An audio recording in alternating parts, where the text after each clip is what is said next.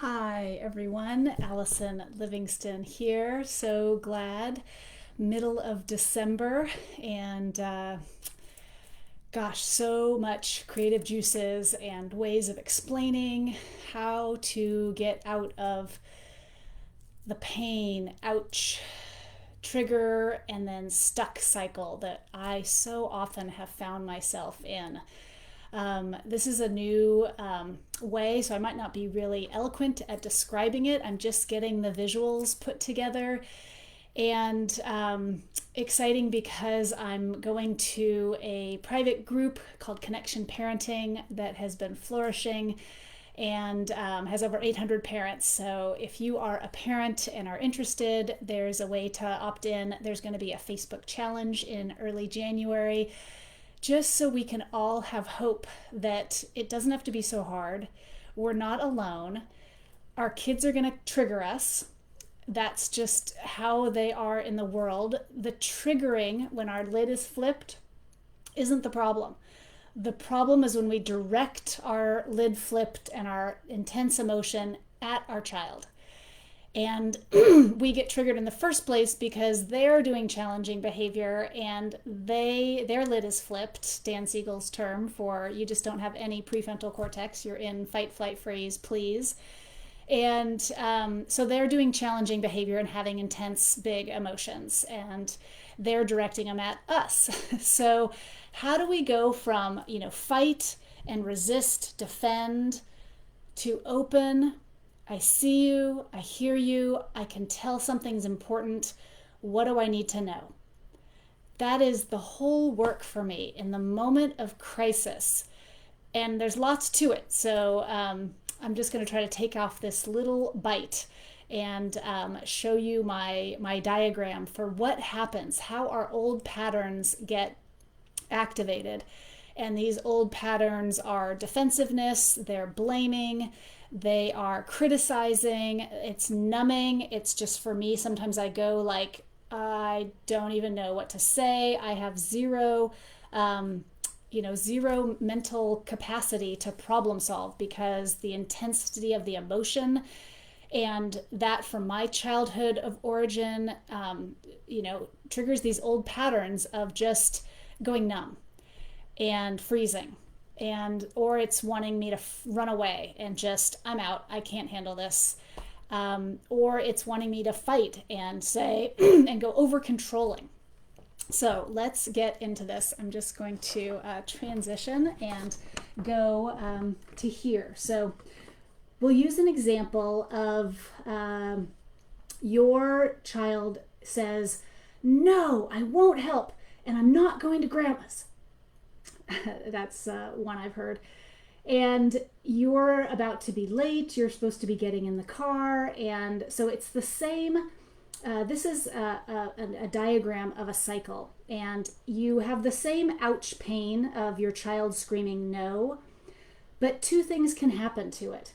One is you can get in this ouch triggered stuck cycle, which is what we're going to talk about.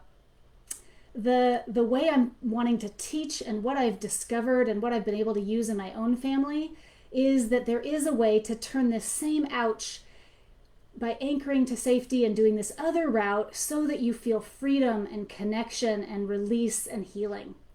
So let's just slow this down a little bit and talk about a real scenario. So your child has just yelled, no, I won't go. And for me, this triggered me. I started to breathe really shallowly. I started to feel very angry. I was like, we've already talked about this. You have to go. And I felt anger and frustration, irritation. And underneath that was fear that I was powerless, that I couldn't do anything about it, and that this was a mess. This was just a poop show. So instead of, again, I probably have no rational thing at this moment because I'm feeling threatened. And so I just want to avoid feeling the discomfort of emotion and anger. Those are not easy for me. So unconsciously, I go right to my old patterns. And these patterns, I want to defend, I want to justify myself, I want to rationalize, I want to tell them why they're wrong and I'm right. I want to problem solve. I want to blame them, that it's their fault. I double down on control. And the more I double down on control, particularly my oldest daughter would double down on her rage and her intensity and her, no, I won't, and you can't make me. And so we were just at this awful power struggle, and no one was connecting. No one was understanding what each other was going through. We were both just in this threat response. So unconsciously, I would just stuff all this emotion in my body, and we would probably heft off. I would maybe force her into the car, or my husband would, or she would go and say, but I'm not going to talk, or I'm not going to get out of the car. And it'll just be this tension and this awful feeling, and we're both just at odds. And I'm actually creating an implicit memory, again, Dan Siegel's term, of stuffing that emotion away and not processing it, not feeling it, not experiencing it, and breaking the link of what it wants to tell me. And so I just stay in my head fuming and thinking of all the frustration I have and how she's wrong and how this is a problem and how I didn't want this to go this way. I'm actually a pressure cooker, and I'm ready for all this pent up emotion to get reactivated if something happens again at my parents' house. So this whole system can just be a loop. We can re-trigger ourselves again and again because we never actually experience the emotion so that it can heal. I feel pressure in my chest and just tension just talking about this because it's so familiar. What I've spent 15 years doing is creating another way to handle this. And again, this is kind of kludgy, but this is what the visual I have for right now. So a much better way, a way that I found is possible, so I want to give you hope, is that there is another way to be with this same exact stimulus. So the same stimulus is that my daughter yells at me and she says, no, I won't go. And I grab my anchor of safety, and we're going to talk in this Facebook Live private group for parents, connection parenting, about how to build an anchor. Also in our membership, these are the 5 essential skills we learn, and the 5 steps to connect, to how to reconnect with yourself so that you can reconnect with your child. And the first step is to meet yourself where you are.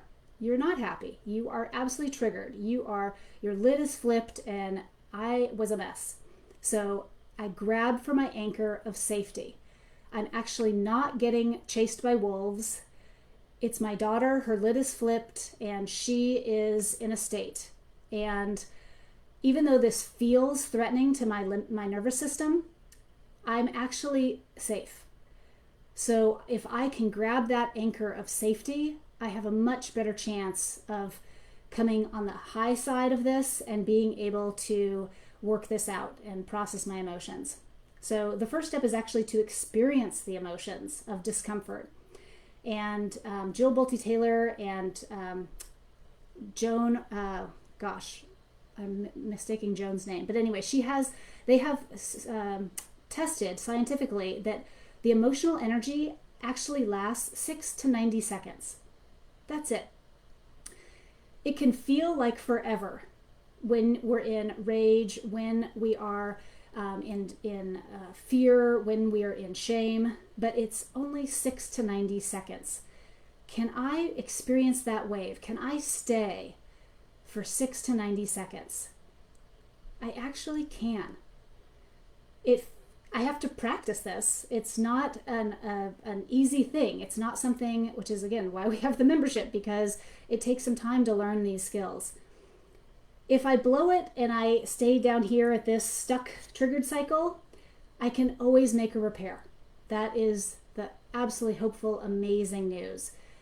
But what I really want to practice is how to experience the emotional discomfort of fear, of uncertainty, of anxiety, of anger.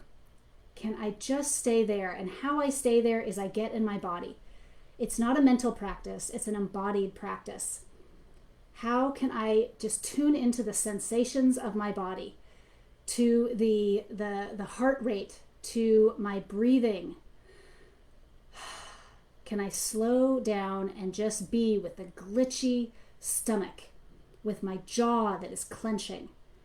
This is the way out. It is counterintuitive, but this is the way forward. And if I can experience those emotions, how to be with them is to move their energy. Get curious about what I'm feeling. Is it fear? Is it uncertainty? What's going on? And then can I listen to the message about the unmet need? Oh, I'm really wanting ease. Oh, I'm just yearning for partnership and connection and to be seen and shared reality. And when I can get there, then I can be curious about what's going on for my daughter. What unmet need is she experiencing that has put her into such a state? This allows the emotion to release and heal. And then I have freedom and can make a request. Oh, this is such a different cycle. This is freedom. This is empowerment. And this is what is familiar and what I'm used to. And it's not bad or good. It just is less skillful. It's still trying to protect me, but it doesn't create the same level of connection as this flow well-being cycle does. So I'm going to leave you with that, and I just want to say this is empowering, and this is motivating, and this is exciting, because we don't have to stay stuck in these awful feelings and they just get trapped inside my shoulders and my jaw. And my daughter and I are both just at odds, not understanding each other, yearning to connect, but just having an obstacle between us because both our lids are flipped.